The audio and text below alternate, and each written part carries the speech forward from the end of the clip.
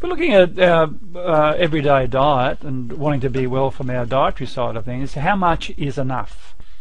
When the researchers were looking at this, they had to come up with a system which was consistent, and what they looked at was the Paleolithic diet and the Victorian diet, and that supplied around about 12 milligrams a day of Salvestrols, and they assigned that 12 milligrams as being 100 points.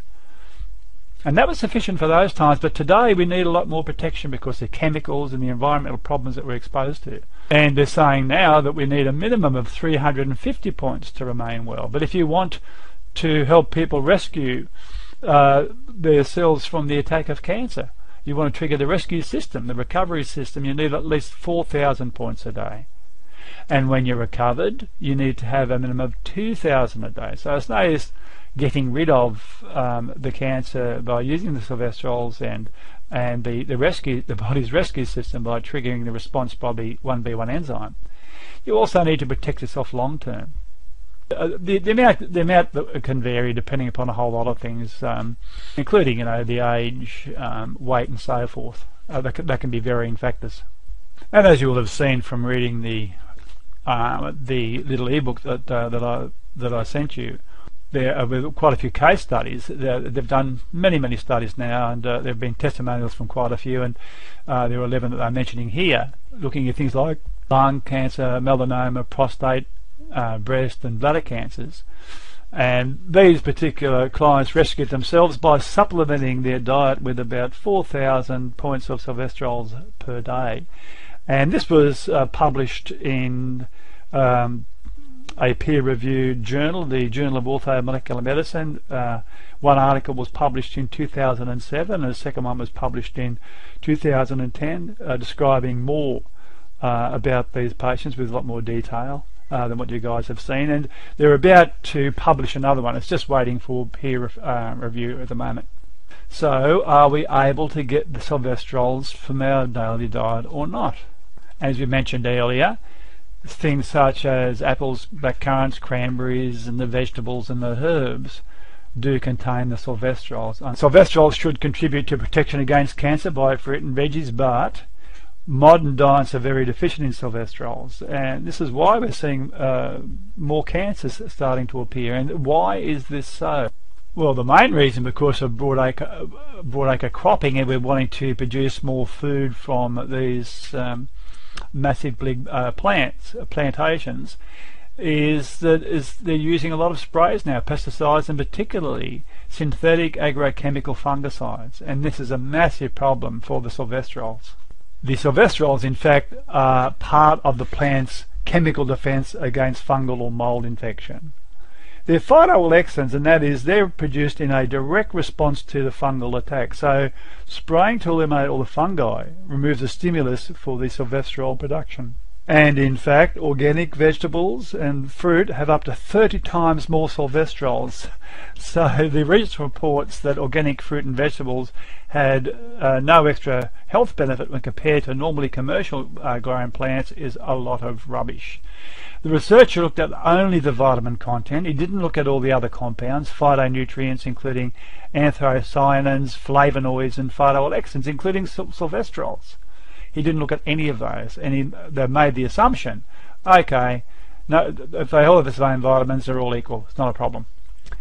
There's another thing to consider too with these fungal sprays, and that is that the life of the enzyme within the cell, cancer cells, is around about 3 days. So it's important that the enzyme is continually available to exert their rescue effects at all times. So when you eat food that has been treated with fungicides, these fungicides can get absorbed and cause problems as well. If they get into the cancer cell, they get bound with the 1B1 enzyme, which deactivates the enzyme. The enzyme is no longer available to react with Salvestrols to produce the cancer killer effect. So now you can see why I've decided to put myself and my entire family on organic food.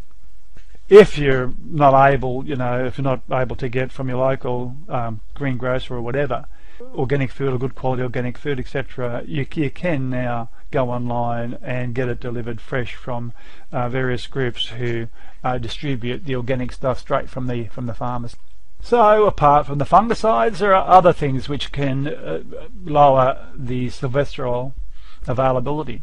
Salvestrols taste bitter. For example, if you're using cranberry, if you have high quality cold pressed cranberry, it is a very bitter juice. The stuff you buy in the supermarkets is pale, insipid and sweet, and is devoid of Salvestrols. What they do, it's pretty startling when you think about it, when they're making these juices commercially, is they run them through basically a chemical plant and they remove the bitter agents like the Salvestrols, and they make them bland and sweet and basically colourless.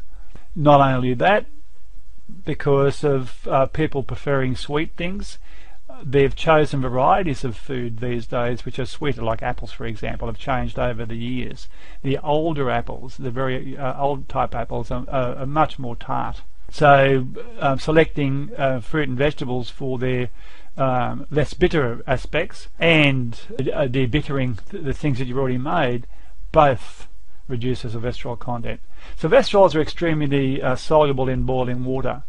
So by boiling boiling vegetables excessively, for example, you're going to have the Salvestrols dissolve into the fluid.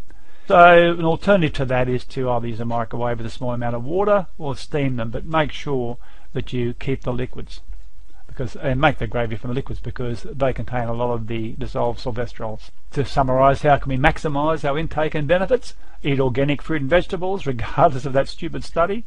Eat older varieties of fruit. Roast, steam, grill, bake or stir-fry veggies. Drink unprocessed fruit juice.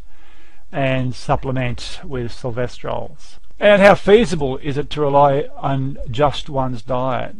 Well, potentially there's enough Salvestrols from the organic fruit and vegetables for health protection, but not enough for rescuing, say, from a cancer attack. You need at least 10 times the 350 points that you need just to remain well. So 10 times that amount you're not going to get from your food. It's the highest content is in the skin, peel and rind, so make sure when you're using them or juicing them that you get a juice that is capable of getting the liquid out of those areas. And also too, there's an uncertainty in the level of phytonutrients in fruit and vegetables due to the variety of what you're using, as we mentioned, the location, where around the world it is, how high it is, the time that it was harvested, the type of diet that people eat in that particular country. So all these factors come into it. And so this is why, for simplicity's sake, it's definitely a good idea to supplement as well. One thing I'd like to mention here too, and this came as a bit of a surprise to me, and this is out of the book written by Byron Schaefer, and the book is called Linking Diet and Cancer. Salvestrols, Nature's Defense Against Cancer. This book is available, and so if you contact me I can let you know where you can get your copies from. And resveratrol in very low levels is quite effective in killing cancer in somewhat similar ways to the Salvestrols, but the problem that occurs when you increase the dosage, the more you increase the dosage of resveratrol, the more you inhibit the cytochrome 1b1 enzyme, leaving the deadly cancer cells unharmed. So when you're dealing with cancer, helping people rescue themselves from cancer, you really need to avoid resveratrol and stick to the Salvestrols, because as you can see in this particular graph, you've got the normal breast tissue up the top. The clear circles and the dark circles is the breast tumour which has been exposed to the resveratrol. And in contrast, when you look at Salvestrols, you can see quite the difference. As you start pushing the dosage of Salvestrols up, you kill more and more cancer cells. And so the more that goes in, the more you kill. And that's exactly what we're after. So the three components of the Salvestrol concept are: you need the prodrug, which is our Salvestrols, you need the enzyme, which is cytochrome 1b1, and that produces our anti-cancer agent. And the anti-cancer agent triggers automatic cell death or apoptosis without affecting the healthy normal self. We know that chemotherapy drugs have been used in cancer therapy for quite a while, and they've helped quite a few people, but there are some massive problems with them as well. The anti-cancer drugs don't only target cancer cells, but they also target many of the critically important normal cells at the same time. And according to Professor Bill Denny from the Auckland University, New Zealand, chemotherapy drugs and cancer, he was saying that the majority of anti-cancer drugs are not truly selective for cancer cells. Their efficacy is limited by the damage they also cause to normal cells. And Bill is a brilliant medicinal chemist, and he's got awards as long as your arm, and he's one of the most highly qualified guys in the world working in the area of chemo and cancer. And looking at the selectivity that he was talking about, we can see vastly different ranges of selectivity depending upon what we're using. Methotrexate, the chemo agent, has got a score of 1, which means that for every cancer cell it kills a healthy cell. So that really limits its actions.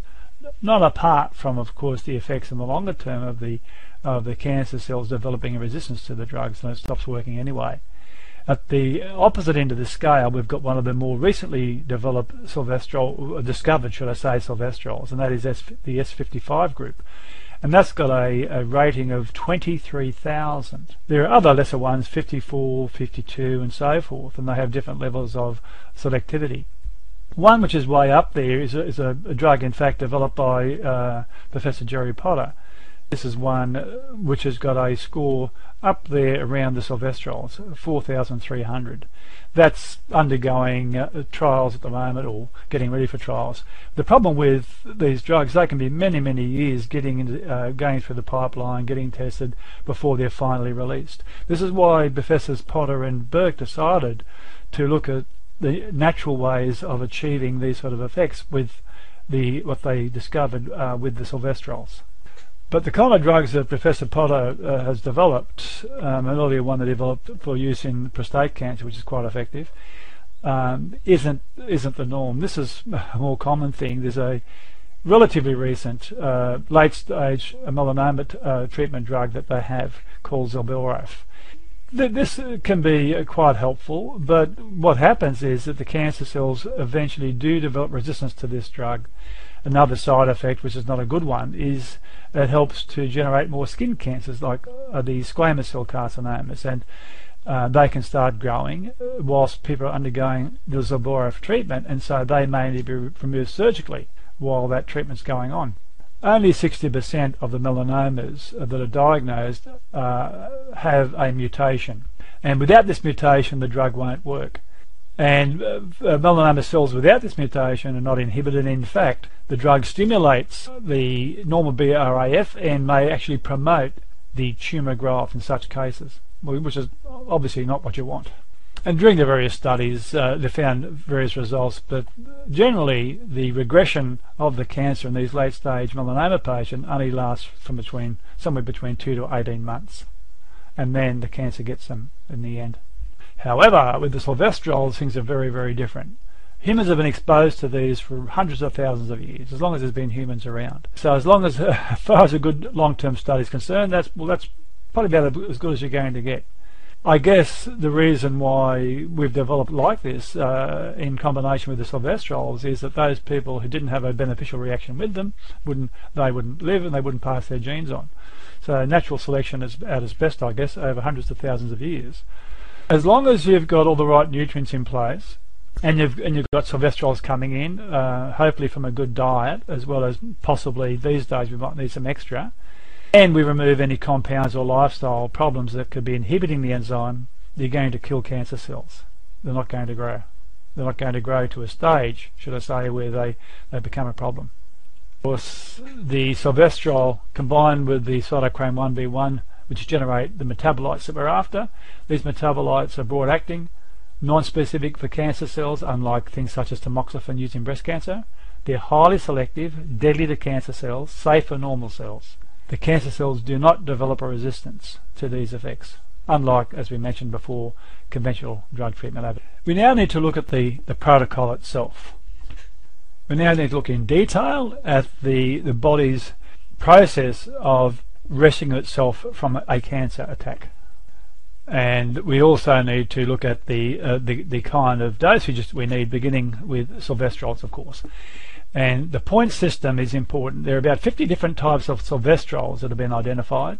They're different properties, different levels of activity per milligram. Some like to work in watery areas, others in areas where there's fats or lipids. So to get a standard level of activity, a point system has been devised by the scientists. And 350 points is a minimum required to maintain good health and to remain cancer-free in today's environment. 150 to 200 years ago, an average of about 12 milligrams of Salvestrols were consumed daily. This is similar to what was eaten in the Stone Age, the Paleolithic type diet. This has been assigned as a starting point of 100 points. The average diet today only supplies about 2 milligram of Salvestrols at the best, or just 17 points. When you're dealing with supporting people battling cancer, you're talking about providing them with 4,000 to 8,000 points a day as a basic dosage. And this level of Salvestrols is absolutely impossible to get from any diet, no matter how good it is.